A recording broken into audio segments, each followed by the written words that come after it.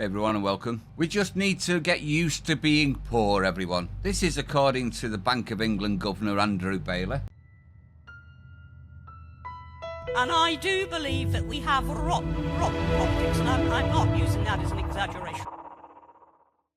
Have a listen to what he says in regards to why the interest rates have gone up again. Wages, I mean, you talk in the minutes about how wage growth at the moment is potentially too strong. So are people asking for too big wage increases, settlements right now? Well, let me be very clear on this because it's an important issue. We've got to get, and we will get, inflation back to its target. To do that, I have to be clear, and we expect inflation to come down this year. To do that, we cannot continue to have the current level of wage increases. And we can't have companies seeking to rebuild profit margins, which means prices continue to go up at their current rates. But what I would say to people is we expect inflation to come down, and it's important then that price setting and wage setting reflects that, because the current levels, I'll be absolutely honest, are unsustainable.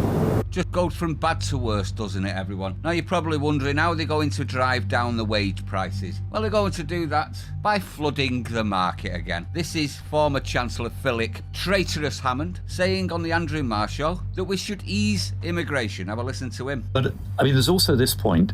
This is now about the labour market, and the labour market in the UK is very tight. So inflation is being driven by rising wages. And there are two ways we can tackle this. You can either dampen down the economy as a whole by raising interest rates and reducing economic activity, slowing growth, or you could try to soften the labour market, which of course in the days when we were in the single market would have happened automatically. More labour would have come in, attracted by higher wage rates here. That's not happened now.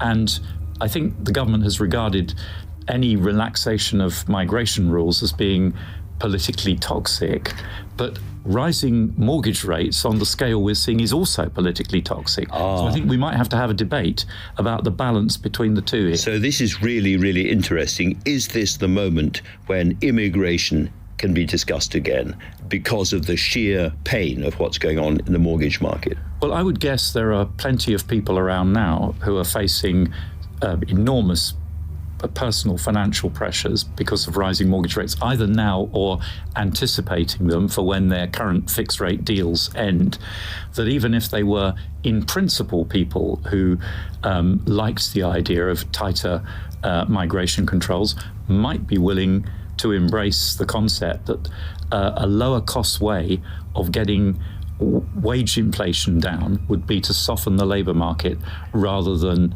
dampen the whole economy. So there you have it, everyone. Right from the horse's mouth. They're going to flood us more, even more, with migrants to keep the wages down. They're not going to do anything to the people that are getting extremely rich at the moment. They're not going to mention that this has got nothing to do with mortgages and the poor people that are going to have astronomical mortgage payments, and everything to do with the lurgy, the lockdowns, and the cost of living energy prices. That's what's driving inflation up. Money machine went brrr, didn't it? Also, he's got a bloody nerve, hasn't he? Mortgages. Our kids will never have the opportunity to get a mortgage. Why? Because the wages are so low that we can't afford to anymore, and our children can't afford to, and their children won't be able to afford to, and even less so now with this fraggle advising. That's what's putting us into a recession. Nothing to do with what they're saying, and everything to do with actions they've done to the entire nation. Absolutely disgusting what they're going to do, and it just means that they're going to completely ignore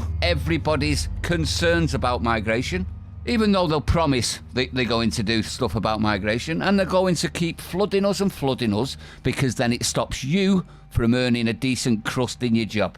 It was the mass migration that caused the wages to drop significantly. From 2005 we've had lower wages than we should have.